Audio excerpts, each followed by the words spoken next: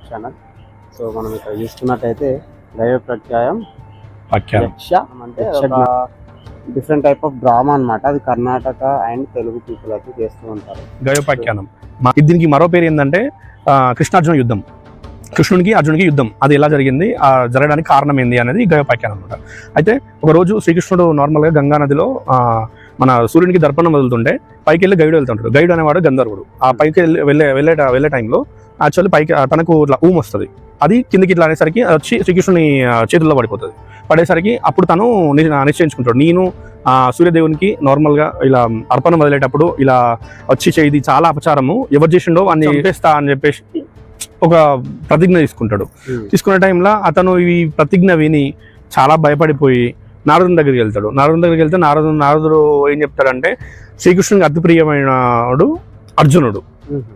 అర్జున్ దగ్గరికి వెళ్ళు